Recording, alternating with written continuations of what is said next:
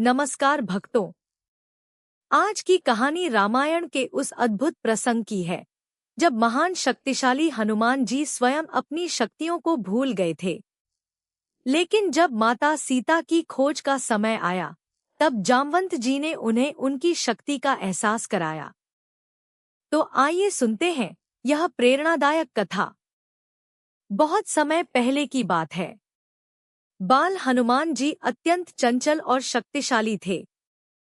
बचपन में वे सूर्य को फल समझकर उसे पकड़ने के लिए आकाश में उड़ गए थे। उनके भीतर अद्भुत बल और साहस था।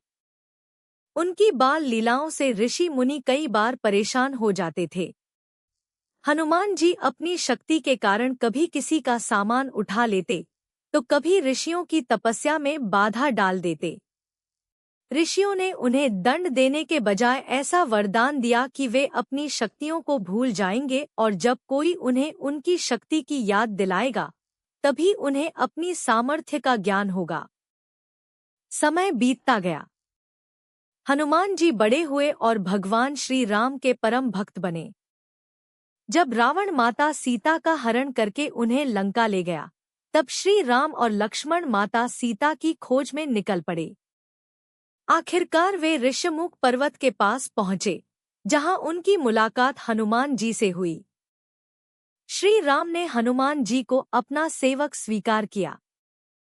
इसके बाद वानर सेना ने चारों दिशाओं में माता सीता की खोज शुरू की। कुछ समय बाद दक्षिण दिशा में जाने वाली वानर टोली समुद्र के किनारे पहुंची।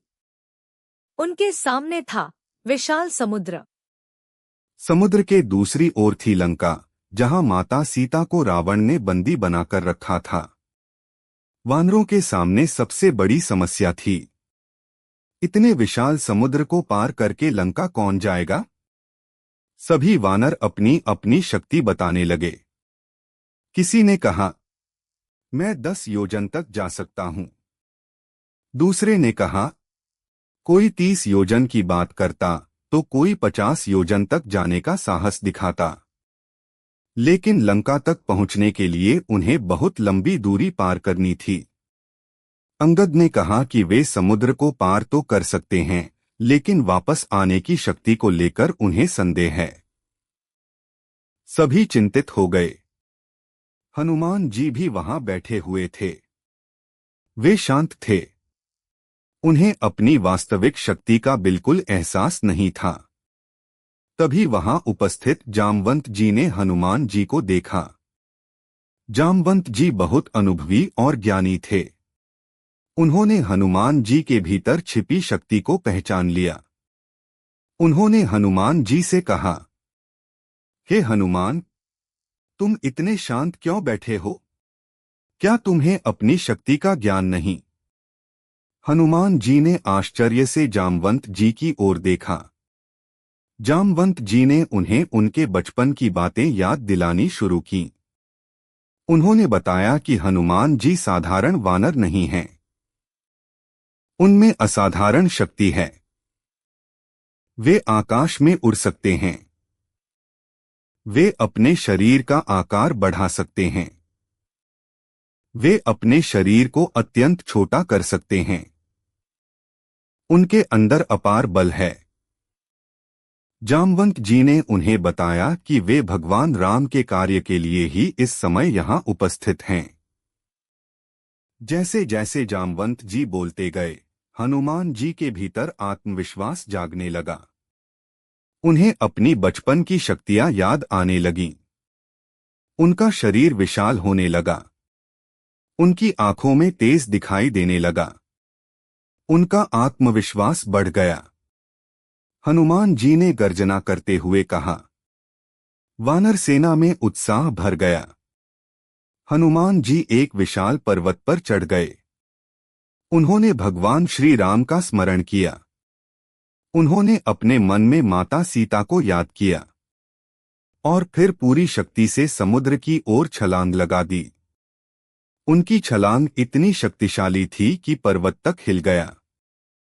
हनुमान जी आकाश में उड़ने लगे। नीचे विशाल समुद्र था। लहरें उठ रही थीं। लेकिन हनुमान जी के मन में अब कोई डर नहीं था।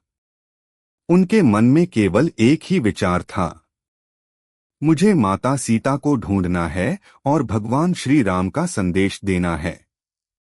रास्ते में उन्हें कई बाधाओं का सामना करना पड़ा। सबसे पहले समुद्र ने मैनाक पर्वत को हनुमान जी की सहायता के लिए भेजा। मैनाक पर्वत समुद्र से बाहर आया और उसने हनुमान जी से विश्राम करने के लिए कहा। लेकिन हनुमान जी ने विनम्रता से कहा, मेरा कार्य अत्यंत महत्वपूर्ण है। जब तक मैं माता सीता का पता नहीं लगा लेता, तब तक मैं विश्राम नहीं कर सकता। यह कहते हुए उन्होंने मैनाक पर्वत का सम्मान किया और आगे बढ़ गए। कुछ दूरी पर उन्हें सुरसा मिली। सुरसा ने हनुमान जी की परीक्षा लेने के लिए अपना विशाल रूप धारण किया और कहा कि वे उन्हें खाए बिना आगे नहीं जाने देंगी। हनुमान जी ने अपनी बुद्धि का प्रयोग किया। उन्होंने अपना शरीर बहुत बड़ा कर लिया। सुरसा ने भी अपना मुंह और बड़ा कर लिया। हनुमान जी ने अचानक अपना शरीर बहुत छोटा कर लिया और उनके मुंह में प्रवेश करके तुरंत बाहर निकल आए। इस प्रकार उन्होंने अपनी बुद्धि और विनम्रता से सुरसा की परीक्षा पूरी कर दी। इसके बाद हनुमान जी आगे बढ़े, लेकिन रास्ते में सिंहिका नाम की एक राक्षसी ने उनकी छाया पकड़ ली। हनुमान जी समझ गए कि यह बाधा है। उन्होंने तुरंत उसका सामना किया और आगे बढ़ गए। आखिरकार हनुमान जी लंका पहुंच गए। लेकिन अब उन्हें अपनी शक्ति का प्रदर्शन नहीं करना था। उन्हें अपनी बुद्धि और विवेक का प्रयोग करना था। उन्होंने अपना विशाल शरीर छोटा कर लिया और रात के समय लंका में प्रवेश किया। वे एक एक स्थान पर माता सीता को खोजने लगे। उन्होंने रावण का महल देखा। उन्होंने लंका के अनेक भवन देखे, लेकिन माता सीता कहीं दिखाई नहीं दी। आखिरकार उन्हें अशोक वाटिका दिखाई दी। वहां एक वृक्ष के नीचे माता सीता बैठी थीं। वे दुखी थीं और भगवान श्री राम को याद कर रही थीं। हनुमान जी ने माता सीता को देखा तो उनकी आंखों में भक्ति और करुणा भर आई।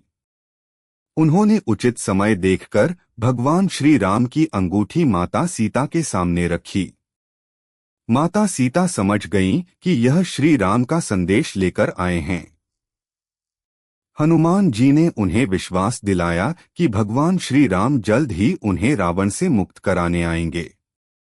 इस प्रकार जिस हनुमान जी को कुछ समय पहले अपनी शक्ति का ही ज्ञान नहीं था, वही हनुमान जी भगवान श्री राम के कार्य के लिए समुद्र पार करके लंका पहुंच गए।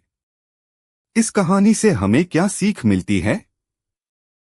हनुमान जी की यह कहानी केवल धार्मिक कथा नहीं, बल्कि जीवन की एक बड़ी सीख भी देती है। कई बार हमारे अंदर बहुत क्षमता होती है, लेकिन हम स्वयं उस क्षमता को पहचान नहीं पाते। हमें लगता है, मैं यह काम नहीं कर सकता। लेकिन सही मार्गदर्शन, विश्वास और उद्देश्य मिलने पर हमारी छिपी हुई क्षमता सामने आ सकती है। जैसे जामवंत जी ने हनुमान जी को उनकी शक्ति याद दिलाई, वैसे ही हमारे जीवन में भी कोई शिक्षक, माता पिता, मित्र या गुरु हमें हमारी क्षमता का एहसास करा सकता है। इसलिए कभी भी खुद को कमजोर मत समझिए। आपके अंदर भी बहुत क्षमता हो सकती है। बस उसे पहचानने और सही दिशा में लगाने की जरूरत है। हनुमान जी ने अपनी शक्ति का उपयोग अपने स्वार्थ के लिए नहीं, बल्कि भगवान श्री राम की सेवा और माता सीता की खोज के लिए किया। यही इस कथा की सबसे बड़ी सीख है। जहां भक्ति होती है, वहां साहस आता है। जहां विश्वास होता है, वहां असंभव भी संभव हो जाता है। जय श्री राम। जय बजरंगबली। संकट मोचन हनुमान की जय।